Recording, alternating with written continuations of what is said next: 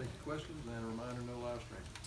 We worked indoors today, second day. I thought we had good spirits. Guys are really practicing hard, flying to the ball. It's amazing what happens when you play really good competition. They definitely ramp up practices, and they know they're playing for something really important. So guys are excited. Still got some more work to do. And you got a lot of young players out there, but they're all growing up. Questions?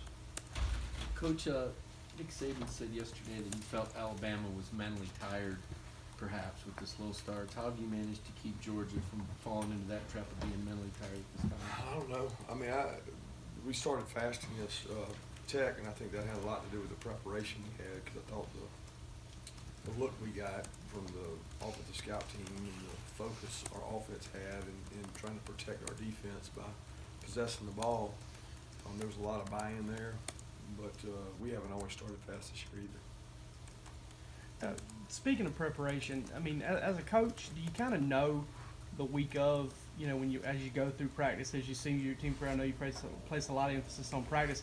You kind of know when your team's locked in and you feel like they're going to play really well by the week of practice, by kind of how you prepare day to day? No, I don't think that's the case. I mean, you feel good by how your kids practice and lock in and focus, and I'd be lying to you if I said there wasn't more lock in and focus this week than there was UMass, but we don't make it that way. I mean, we go out and we focus and do a lot of the same things. We have a routine we do, and you don't break the routine.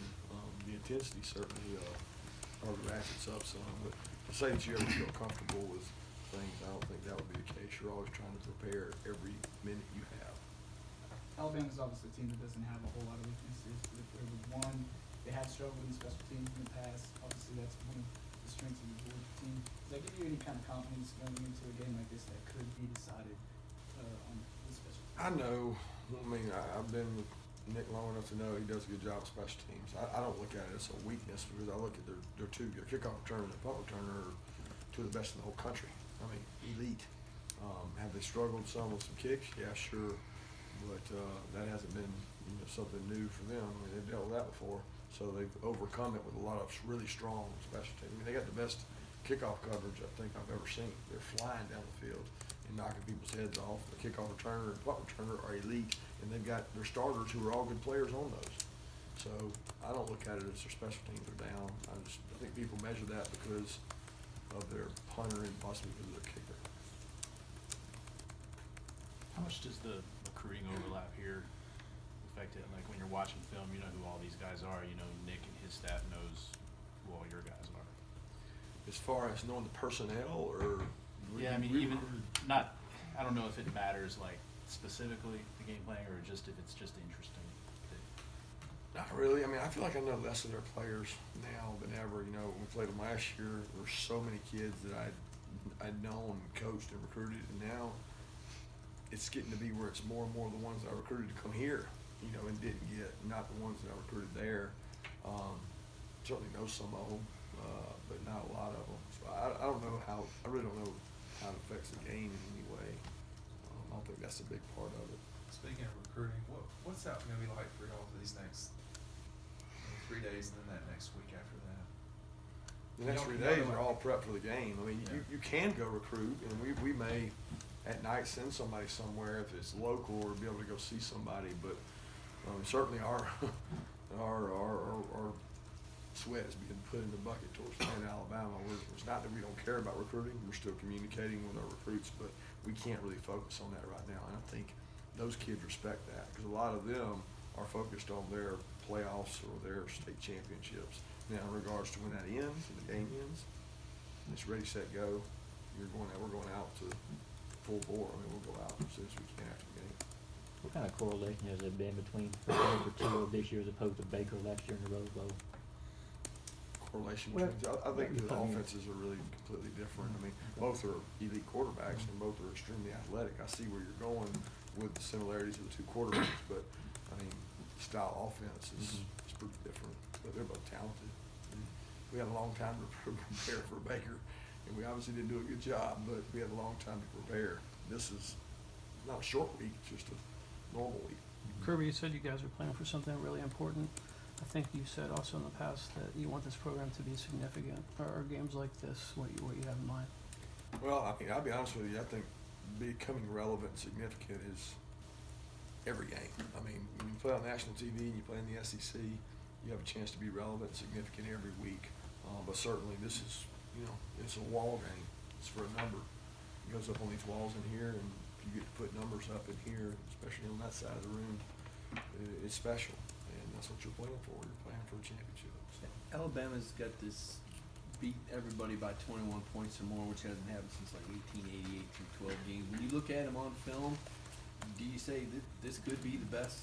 I mean, are they that? Is it? They're pretty good. They're really good. They got a good team. I mean, they're explosive. They've got. I don't see the weaknesses because everybody talks about the kicking game, but I mean, it's they're explosive. They're really talented. They're doing a good job. And they're playing at a high level. I mean, really, you can say they've been tested, but I mean, the thing is, when they get on top of you, they know how to finish. They attack teams. Are constantly attacking. I mean, the pressure's never off. You know, I had several coaches after the games we played them this year that said, "Man, y'all put pressure on people in every area. You know, there's no phase of offense, defense, kicking game. But it's like there's always pressure." It's Alabama. They're just really, really good at putting pressure on you, whether it's offensively, defensively, or special teams. There's so many ways they can win the game. How much of Tua is the ad lib ability? I mean, I don't. You know, we see him roll, we see him make plays. How much does? Oh, I don't think that he's ad lib at all. He can, and he resorts to that if things don't go right. But he can sit in the pocket and make every throw. I mean, he's very confident and I don't know the right word. He's got presence about him in the pocket that he doesn't fear rush. He doesn't fear contact. This guy's bearing down on him and sidesteps him, whips the ball out. That's what makes him really special. That he's whipping it to some really good dudes. Coach, on the second and 26 last year, you guys have obviously been really good at not letting people behind you this year. It's been a specialty of your secondary. Was there any takeaway out of that game? It looked like a simple blown coverage, you know. I don't think there's any takeaway in the game. I mean, the quarterback made a good play. He looked off a veteran safety and did a good job firing the ball. I think he knew where he was going with the ball the whole time, and he's really good at setting up DBs and safeties. He's he has good intuition where he wants to throw the ball. Can I follow on that real quick? Dom Sanders, that's a guy, he literally started every game for Georgia, I think except with the exception of one he had a targeting. We never did get to talk to him after that game. I tried to approach him in the Pro Bowl, your Pro Day about it. He still hasn't talked about that game. I don't know whether you. What does that have to do with? Well, my question is, did you ever get to talk? I mean, the guy had a great career, but it's like that he's remembered for that play. I don't think he's remembered for that play. I think he's remembered for all the picks he had and all the great things he did. I don't think that's relevant to this conversation. I really don't. I mean, I love the kid. The kid gave everything he had for Georgia and appreciate everything he did. I mean, I played that position. It's not an easy position to play. So leave it to you guys to talk about that, and we'll talk about Alabama in this week's game. Part of Monty Rice, we saw him out there at practice. Did they ever do anything else to bother bigger issues? Yeah, Monty was able to move around and do some things. He did a little more as practice went on. We hope that he's going to be able to do more tomorrow is the hope. He ran some today, cut some, did some things. Bill's usually right now. Everybody kind of approaches competition different. Could you kind of take us into, not before a game, day of a game? I mean, are you nervous? Are you fired up? Are you excited? I mean, how do you handle it? And is it any different than the way you did when you were a player? I can't remember much about being a player. I mean, I was excited. I guess nervous. I don't know. I'm pretty nervous about everything. So, I mean, competitive, want to do well, work hard at it, and certainly once you prepare, there's only so much you can do. I get most comfortable the closer the game gets because I realize there's not a lot you can do. I'm more intense leading up to because I want to get all the hay in the barn, and when the hay's in the barn, there's not a lot I can do. So it's like, hey, let the players go play, show confidence in the players, and let them go make plays. With Alabama being such a powerhouse team, what advantages do you see that Georgia does or could have in this game? I don't know. I think we'll find that out when we go play them. Follow up on the linebackers, obviously, we don't know whether or not Monty's going to be able to go, but the guy who stepped up in the past is Jamie Tindall. Is that a guy that you're looking to obviously step up if Monty's not able to go? Yeah, it'll be by committee. I mean, with Monty, he's been down, since before Mass, right? It happened in the warm-ups, I guess. So, I mean, he's been down 2 games. We've had to play other guys. Channing's played some. Quay's beginning to step up and play. Nate Trez has been dinged up. He keeps pushing through. So we're a wounded warrior unit when it comes to defensive, especially the linebacker position, because Jawan and Tay continue to push through, and Nate Trez is a little beat up. But we'll lean on the guys we got, and we're trying to get those guys prepared right now best we can. What about Daquan Hawkins-Muckle? Is he available this week? Can he have a role? He may be back for the game. I'm not sure if he was able to practice today for the first time in a long time. I'm sorry, you said he was or wasn't? He was able to practice today for the first time in a long time. Just from a speed standpoint, how is your secondary matchup against the wide receivers? Well, I don't know. I don't have any GPS numbers. I don't know I don't know I how fast they're. understand. On tape, they're really fast.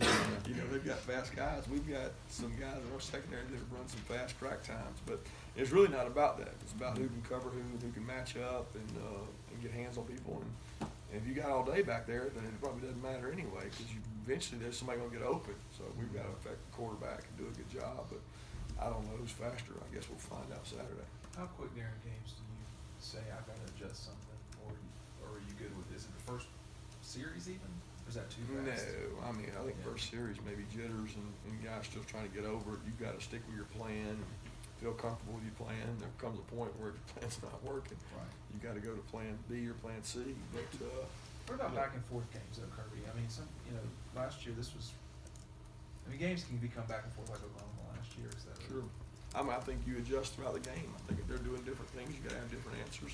We try to always have different looks.